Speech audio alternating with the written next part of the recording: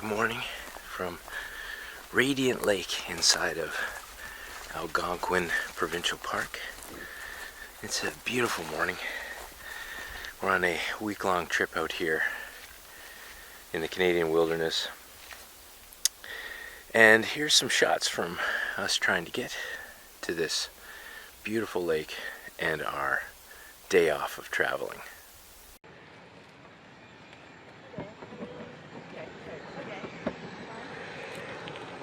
Probably get that way.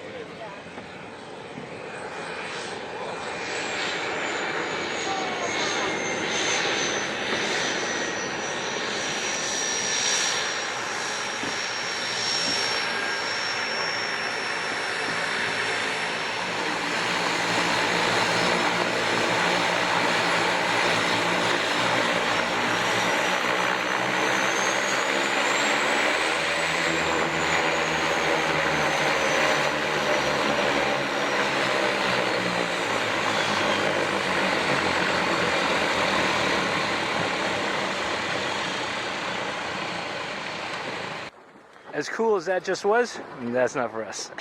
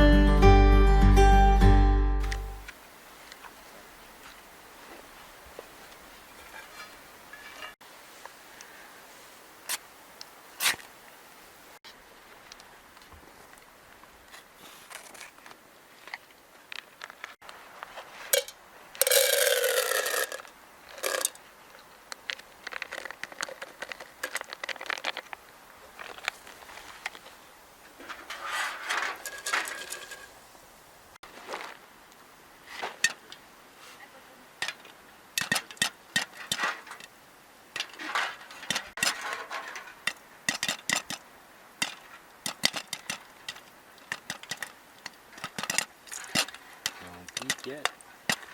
You guys are making popcorn? Popcorn?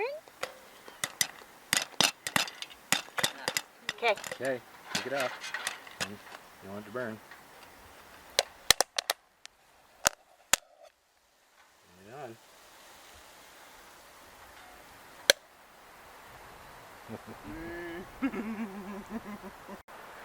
Thank you, John, and thank you, Aaron, for that little tip, making our trips that much more tasty. Popcorn? Sure.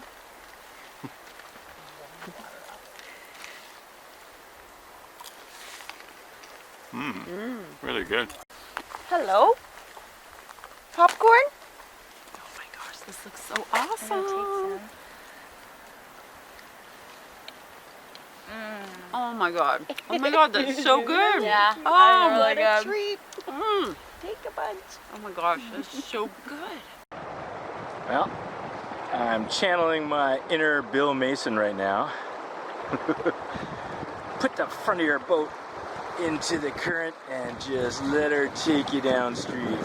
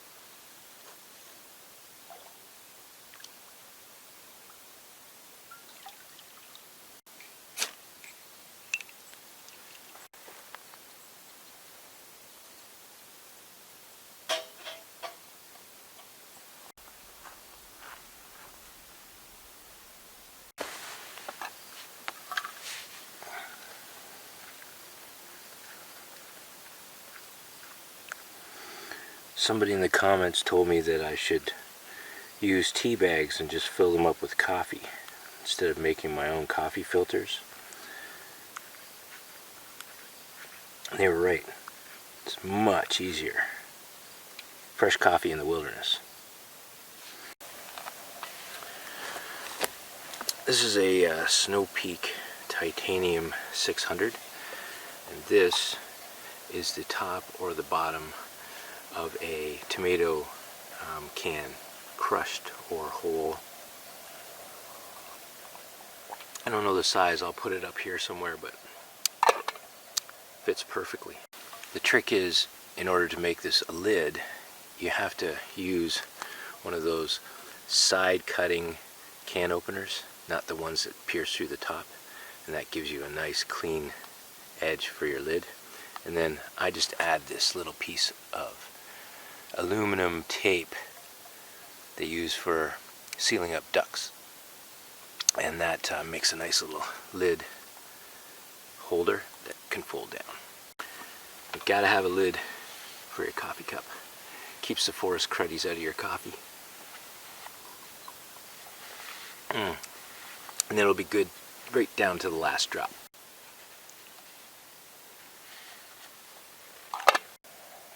Cheers.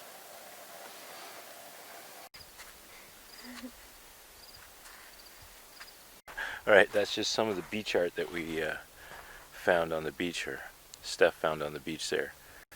Kind of Blair Witchy.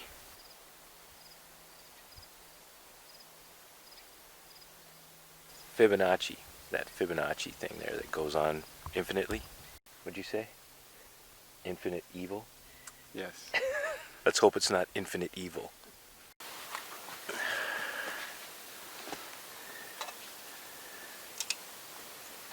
Alright, I think I've got enough coffee in me now. Oh, that's so good. Time for some breakfast. And here's what I'm having for breakfast. I have some dehydrated vegetables right here. So there's some onions and red and yellow peppers in there, along with a little bit of spice. This is second half of my bacon that was pre-cooked. This is the stuff you can buy in the store that's shelf stable. Just have to warm it up. And I'm not going to use this in my eggs, but I also this year dehydrated shredded cheese, which I used in the omelet I had yesterday, but I'm not going to do that today. I'm saving that for my dehydrated chili for dinner. But I am going to have eggs. Now these are dehydrated eggs. There's 3 eggs in this package, and I don't recommend that you try dehydrating your own eggs, but there is a woman who suggested that she dehydrated her eggs, which is where I got the idea from. So I'm going to put a link over my head here somewhere. Maybe it's supposed to be over here, so that you can go and watch that video. Ever since I watched her video, I started dehydrating my own eggs, and they taste amazing.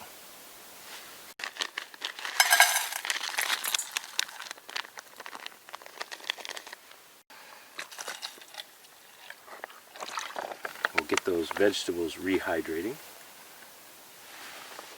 So now, they've absorbed a fair bit of the water there. Now we add the powdered egg. And I do package these things with an oxygen absorber, just so you know. I lost one of those packages in my food box, and I found it this year, and it was 2 years old. Vacuum sealed, oxygen absorber, and it was still good. And try and imagine enough liquid for 3 eggs. Not measuring, we're out in the wilderness. Risk it. Now I just need to stir that around, but new this year, this little puppy right here. It's called a Spoonatula. I got this idea from a fellow that I saw at a craft show that made a Spoonatula, a big one. I just carved this small one for the wilderness, and this flat edge makes it really easy for me to mix up my eggs when I'm frying them in this pan, and it still works as a spoon. And this straight edge right here is great for getting my oatmeal out of my cup in the morning when I make oatmeal. Right here is a little scraper to help me clean food out of my pots. It's really sticking good. This is my very first Spoonatula. Oh, and some of you probably want to know, this is made out of cherry wood.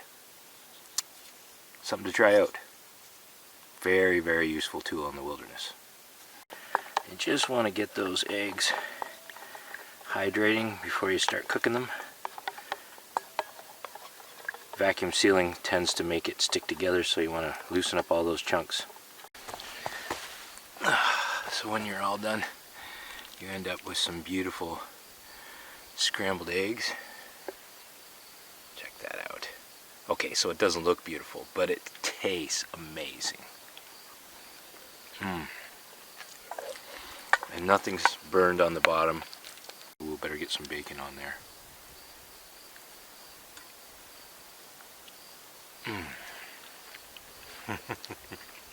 Spoonatula.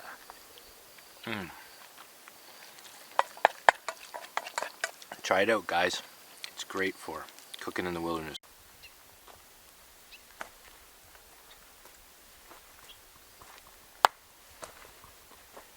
Now, people who travel with me know that I really like a certain style of fire pit. And on these wilderness campsites, even in Algonquin, they're not being cleaned out nearly as regularly as I'd like. So I use it as an opportunity to rebuild the fire pit. And this is going to be my most amazing transformation. They have some infrastructure built here so that you can sit in front of the fire, and that's fine. We just need to adjust where the back reflector is. We're going to keep it in the same spot. We're not going to move it. We're just going to improve it a little.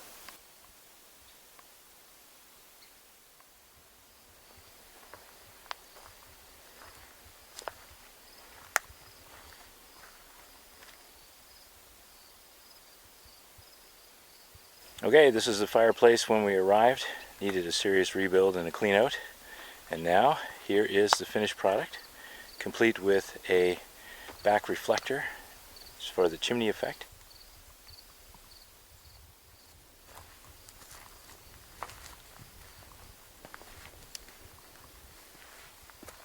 And facing the right direction so you can sit in front of it, look at the fire and the lake.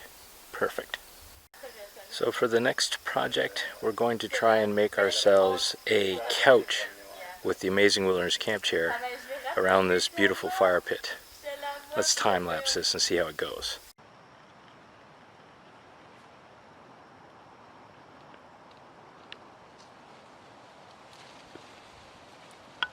Now, I've showed this before, and I'll put a link above my head somewhere here so you can see it. But we've just built an amazing wilderness couch using 3 amazing wilderness camp chairs around our campfire pit here in Algonquin Park. And I think you'll find that it is very, very comfy. Now you guys could wave or something, it's video. Hi.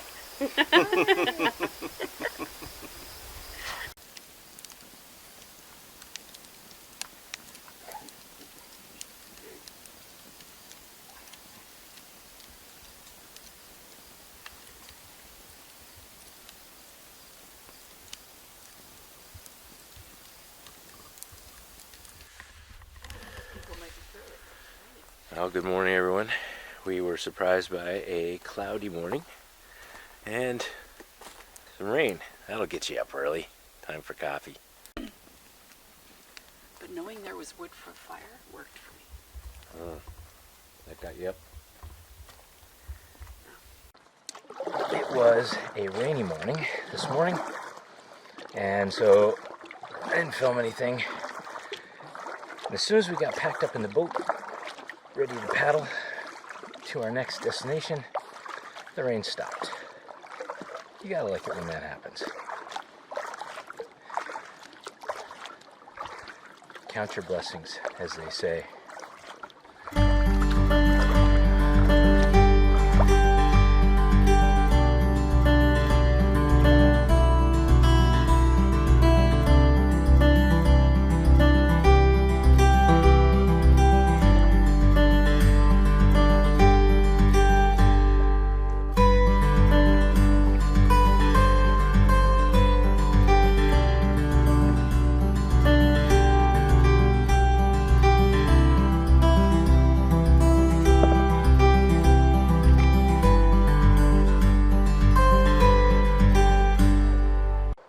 Well, Bill Mason, we are going to line this one. It's only 20 meters. We can get over this.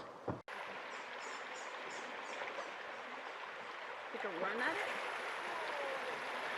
You can't just kayak over it?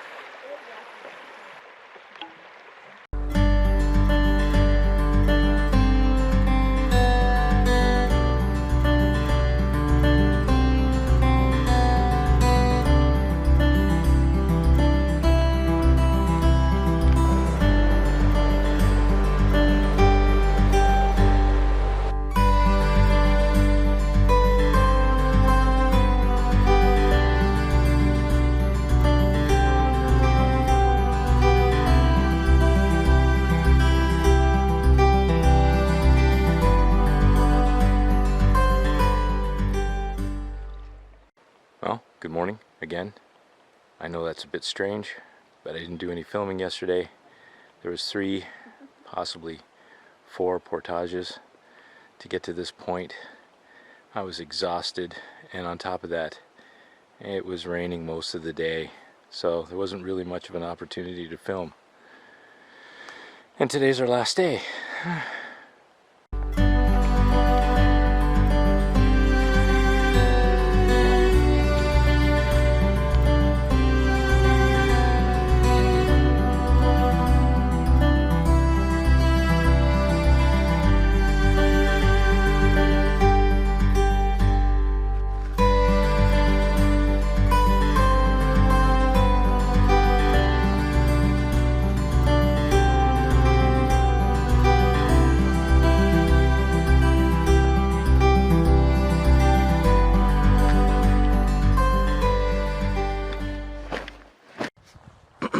It's the last portage of the trip. I don't know, I'm getting a little teary. Or maybe it's just been the weather.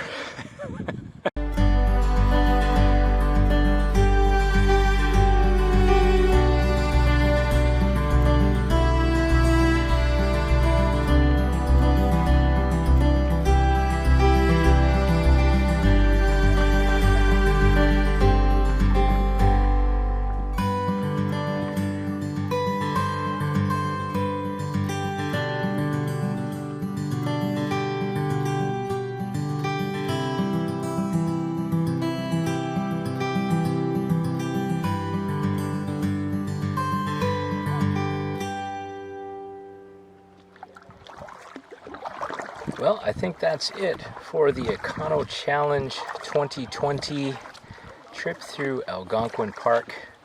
I really am glad you guys came along on the trip. Thanks for visiting the channel. We'll put up some more videos if you'd like to continue watching some of our content. Otherwise, thanks for dropping by, and I look forward to seeing what you have to say in the comments down below. Bye for now.